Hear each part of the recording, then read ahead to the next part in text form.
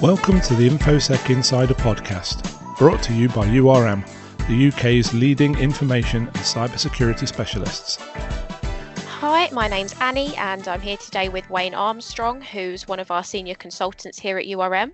Welcome to another episode of InfoSec Insider. So Wayne and I are going to be discussing the physical controls from ISO 27001 today. So first of all, Wayne, can you give us an idea of why physical security controls are important when, specifically in the context of ISO 27001, you're more often than not going to be talking about information stored on computer systems, etc. So do organisations still use paper? Is that what we're on about here? Well, to be fair, some organisations still do use paper. We work with all sorts of different organisations. Solicitors, for example, still tend to use a lot of paper. So physical security around those sorts of things is still a thing. Lockable cupboards, that kind of stuff. But obviously, the thing that we're mainly talking about in most organisations is electronic data. So that's obviously going to be stored in a number of different places, whether that's on SharePoint or whether it's on the C drive of your laptop. But ultimately, it's going to be stored on some kind of physical device somewhere, whether that's, as I say, a laptop or a desktop, or it could be on a server, or it could be on portable storage media, etc. So at some point, we eventually get to a physical location for this data. And so therefore, there are certain controls that 27001 recommends that you implement in order to protect those devices, and so therefore ultimately protect the information that's stored upon them. And can you give us an idea of some of the sorts of controls that are recommended by ISO 27001? What do they cover? Yeah, so there are 14 controls in the physical security section within Annex A in 27001. And if you'd sort of take a higher level view at those 14 controls, in my opinion, they kind of split into three different areas, if you like. One is around building security. So it looks at things like the building perimeters, access controls into office space and things like that, CCTV and use of alarm systems and that kind of thing. So everything that would go around protecting the physical building. Then you go into kind of personnel responsibilities. So the things that people are responsible for, your general user population is responsible for. So things like clear desk and clear screen policies should be in place to ensure that there's not any confidential information lying around when there's people, when people move away from their desks, etc. General behavior when working in secure areas, and that's going to mean different things to different organizations. So we've worked with clients, for example, that operate call centers, and they have policies in place that require that users lock their mobile phones and their bags and coats, etc., in lockers, and they don't take them to their desks, and that reduces the possibility of information leaking by being transferred onto people's mobile phones, etc. So there's a behavioural aspect of those kinds of working environments, and also the things around, if they are a laptop user or a mobile phone user, etc., then it's expected that they will provide adequate physical protection of those devices. So, don't leave them on the back seat of the car and leave them visible when you're traveling, and don't leave them unattended on a train, that kind of thing. And then the third thing would be the kinds of controls that generally an IT department would get involved in. So that could be anything from suitable cabling, it could be maintenance of equipment, it could be associated with the provision of supporting utilities for that equipment, so power, air conditioning, that kind of stuff. So yeah, generally those 14 controls, I think, are split into those three areas from a physical security point of view. Do organisations still need to consider these sorts of controls when all their data is stored and accessible from the cloud? So the short answer to that question is yes, they still do need to consider it. However, for organisations that are interested in conformance with or certification to 27001, one of the things that you are required by the standard to do is consider all of the controls in the standard in Annex A to mitigate any risks you've identified. Now, if your data is all stored in the cloud, then you would quite rightly ask yourself the question, do I need to implement the physical security controls to protect that information? Well, we've already established that that information exists physically somewhere, so the answer is yes. But when it comes to certification, there are generally two schools of thought. There are some organizations that say, well, I have no direct control over the provision of those physical security controls. And so therefore, I'm not going to make them applicable in my management system. But then there are others that would say, well, yes, but just because the information is in the cloud and it's the responsibility of the supplier, it's still within my interest to ensure that the supplier is doing the right thing. So therefore, I make the controls applicable, and then I put processes in place to regularly review and monitor the processes implemented by those organizations. Now, I don't think there's a right or a wrong answer to that, because it depends on the organization and what kinds of suppliers you're working with. Because to be honest, if you are working with the best of breed type suppliers, the Amazon, AWS, and Microsoft, etc., then you could probably just depend upon their reputation and the knowledge that those kinds of controls are probably going to be in place anyway. If you're working with much smaller organizations, maybe local suppliers or things like that, then maybe it's in your interest to take control of those kinds of things and ensure that they're putting those controls in place. And then there's one other thing to just say, is that even if you are working with best of breed organizations and you can depend upon those organizations to put those controls in place, it might still be worth having a policy in there that covers these controls to ensure that if at any time in the future you move to a new supplier, you have some rules by which you can progress through your procurement process to ensure you choose an appropriate supplier that will provide those controls.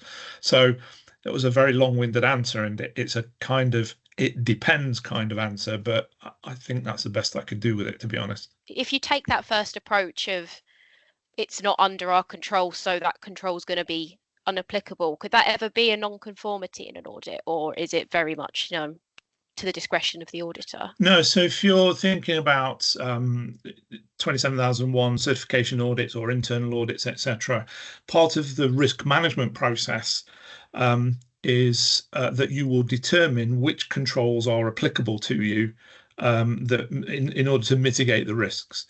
And so what you would do is essentially deselect those controls that you're not going to be responsible for, and you would put some kind of justification in a document called your statement of applicability, which states which of the controls are applicable and the reasons why, etc.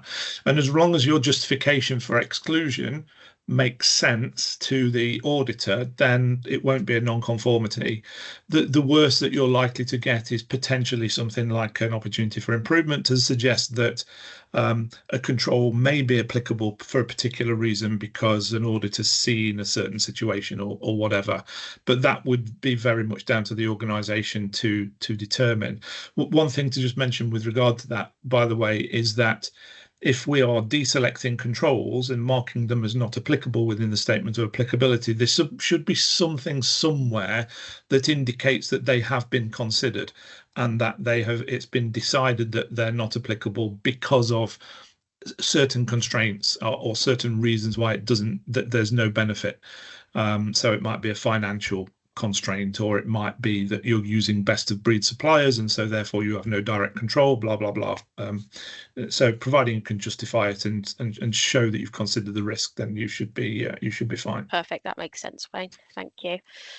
So people who work in an office environment generally will be required to have an access card to get through doors, and they might be required to wear visible ID. What would you say the benefits are of these sorts of controls? Yeah, so going back to the types of controls that I was talking about earlier on, this is kind of linked in with the building security stuff. So when I said we were talking about perimeters and having access controls into office space and things like that, Those access controls are more and more frequently now. We see most organizations providing those access controls through these kinds of proximity cards that you wave in front of a reader at the side of the door to allow you access into a certain room, etc. And the beauty of that kind of thing is it's configurable. You could set it up on the system that certain people can get access into certain rooms or buildings, and other people are not allowed to get access into those areas. So it's in place of a physical lock and key, if you like. So it's about ensuring that we've got control over who gets access into which buildings and which rooms, etc.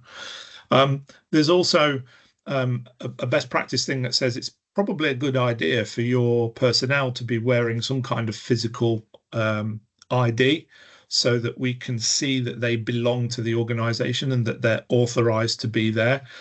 It's probably not such a useful thing in a small environment. If there's only 10 users in an office, then everybody knows everybody else anyway, and they know whether everybody belongs.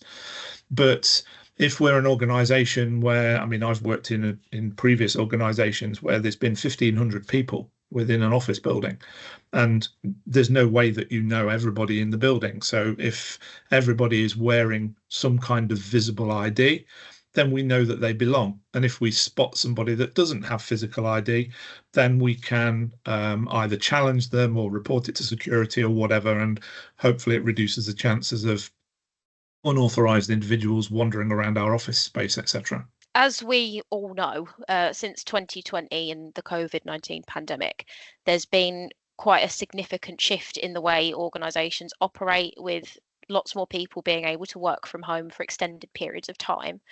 So do these physical security controls still play a part for those remote workers? Yes, to a certain degree. There's going to be some controls that are just not going to be, it's not that they're not applicable, it's just that they're not that easy to enforce. So if we've got thousands of users, we're just not going to have the capability to be monitoring their physical locations, and there are privacy issues and things like that associated with doing that. So some of the perimeter security and building security and things we kind of lose control of. So a lot of that then will shift into the personnel type area, and we would probably write policies to say what things we would like to see in place when they're working from home. So ensuring that you don't have people looking over your shoulder, whether it's friends and family or whatever, nobody looking over your shoulder, looking at what you're doing, because they're probably not authorized to see the work that you're working on. Locking away your laptop and any paperwork at night, operating a clear desk and clear screen policy in just the same way as you would in the office. If there's any documentation or anything that needs to be disposed of, then do so in a secure manner. That means that you might be providing things like shredders to personnel working from home, or it might be that if you're in a hybrid working situation, if you've got anything that needs to be destroyed, you can take that into the office on the couple of days a week that you're in the office and destroy it in the office, etc. So I think it's a bit of it's more of a common sense thing with regard to what's applicable. It's those things that can be done by the users themselves in their own environment, because we kind of lose a bit of that control. But it's still good to have those requirements in the training and awareness programs, and hopefully those users will be able to put those controls in place themselves. And are there any common pitfalls associated with operating and managing physical security controls, or challenges that you see organizations face? Yeah, there's a few. So there's one or two requirements for sort of ongoing processes that might fall by the wayside if they're not managed effectively. So things like maintenance programs. So there's always going to be a requirement for certain equipment to be in place to support our physical assets, particularly obviously in the data centers and things like that. So things like air conditioning, firefighting equipment, UPS devices, they're all subject to degradation and failure if we don't maintain them. So it's a good idea to have maintenance programs in place and ensuring that we get them regularly serviced, etc., so they don't break down. There could be issues associated with the way that personnel behave and the way that personnel operate within the office space. And a lot of this comes back to training and awareness and making people aware of what they should be doing and not doing within the office space.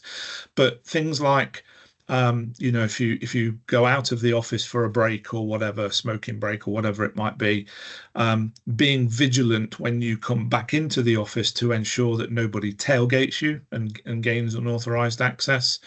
There's a need for awareness around social engineering. So people that are targeting you as an organization and wanting to gain physical access may strike up conversations and even go as far as striking up friendships with people that work in certain office environments in order to be able to try and gain access to that office environment. So making sure that people are aware of those kinds of things. There's even sort of minor, I would class as kind of silly things that I've come across in the past, such as within data centers, I've come across places where they have a ring binder on top of the air conditioning unit that has all of the emergency contact details for the fire suppression engineers and air conditioning engineers and things like that. But the problem is that information exists within the location that's likely to be where the fire breaks out, etc. So if you're going to have that kind of emergency contact information, etc., it's probably best to put it in some kind of location where it's always available, probably in the cloud or on SharePoint or whatever it might be, or just make sure that everybody's got a copy of that information so we can always get hold of the engineers when we need to. Amazing. Thank you so much, Wayne. That social engineering point's an interesting one, because I always think of social engineering as like phishing, an online thing. I don't think of it as being an aspect of physical security, but yeah, no, that's really interesting. Well, thank you for your time today. And for our listeners that want to learn a bit more about this topic, we've got a blog on our website, urmconsulting.com, called ISO 27001-2022 Annex A Physical Controls. So do go and check that out. And thanks so much for listening today.